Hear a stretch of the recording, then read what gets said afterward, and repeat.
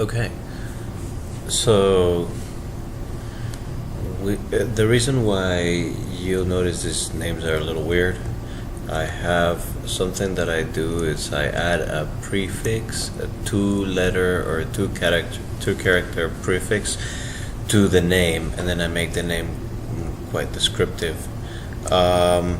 SI would stand for system input. This is a system output. ST is a state. SP is a set point. SO is a system output.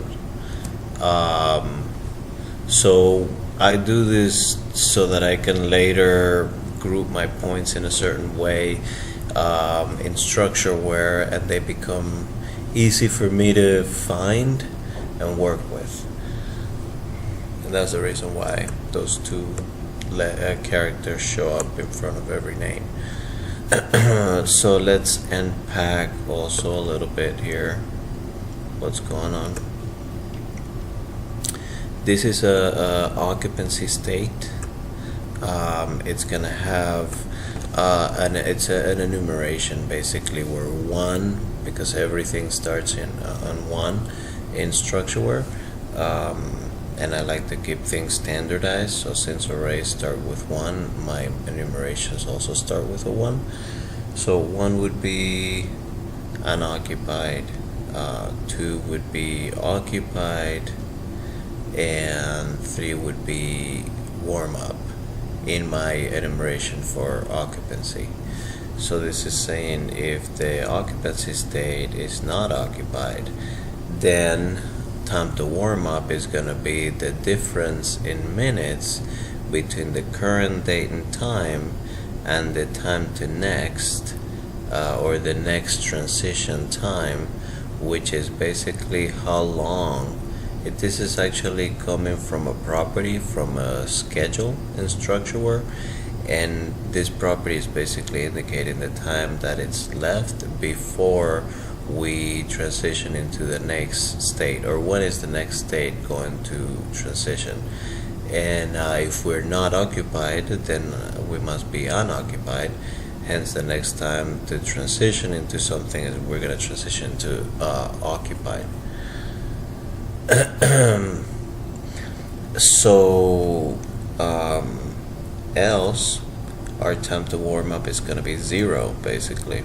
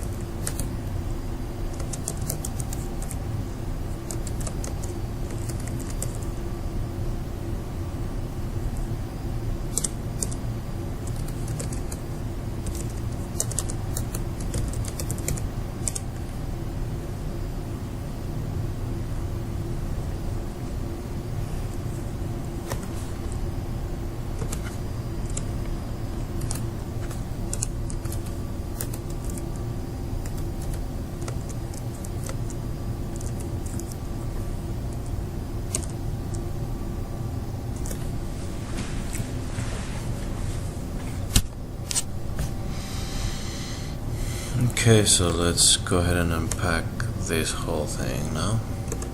We're missing a few variables, so I'll just include them later before we can go ahead and test this. We're not going to be able to test this until we also create the corresponding values in StructureWare. So let's just go ahead and go over this before we go ahead and test. So this is only portion of a program that I use for any equipment application program, which defines a set of states that the machine will ever find itself in. and we'll dive way deeper into this in a future presentation. But essentially what we have, and by the way, this aux state here should actually be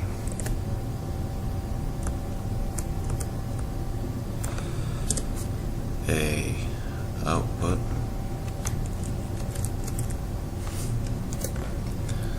So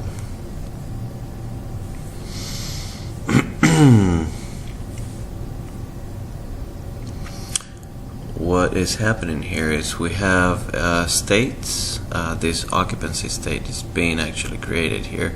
This unit state is being given to us, perhaps in the same program, which would make this an output, and that's how it would be.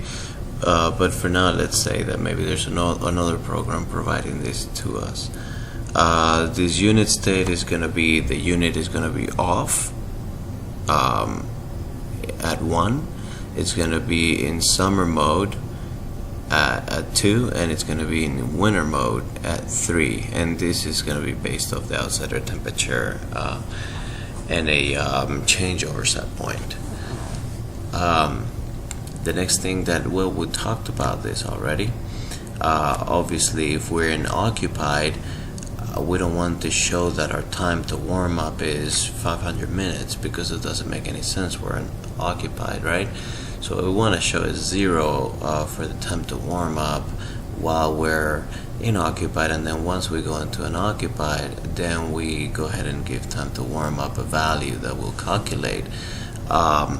So if the occupancy schedule value is on, now remember, everything here is numeric.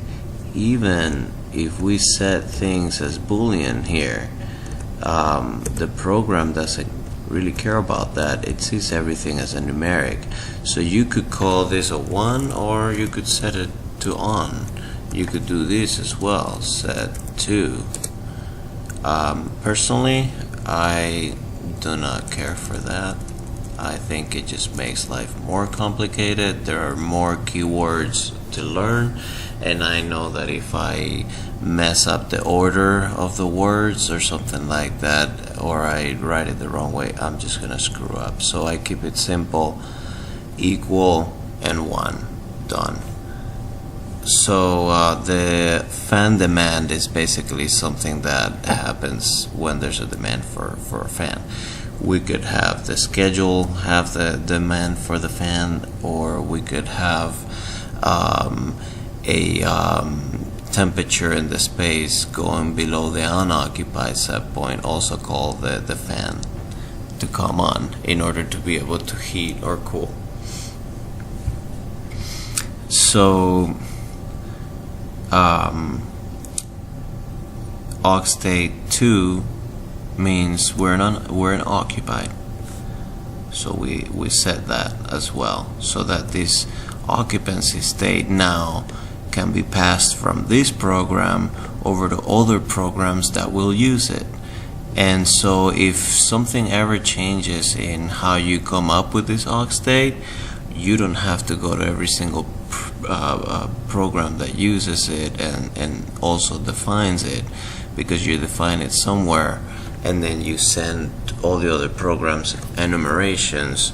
So if you ever come up with different logic, then boom, your enumerations stay the same and nothing changes in your other programs if your enumeration didn't change. So essentially, if we're in occupied and the unit we're in summer mode, then we assign the effective or active space temperature set point, a cooling or a heating set point. Now, if the unit state is 3, meaning we're in winter time, and the outside air temperature is below the warm-up enable set point, and the space air temperature is less than the occupied heating set point, and the time to next which we already talked about. It's coming as a property of the schedule. If it's less than 60 minutes, if it's 60 minutes or less, and time to warm up is more than 0, time to warm up is being calculated here, also based on time to next. Then we go ahead and we set the effective spacer temperature set point to occupied heating. We set the supplier temp set point to 95, and our occupancy state is now in warm-up mode. Else, well, we must be in unoccupied if none of these tested out to be true. And in that case, if we're in summer mode, we'll go into unoccupied cooling set point, else we'll go into unoccupied heating set point, and that's it. We'll see how this runs in next presentation.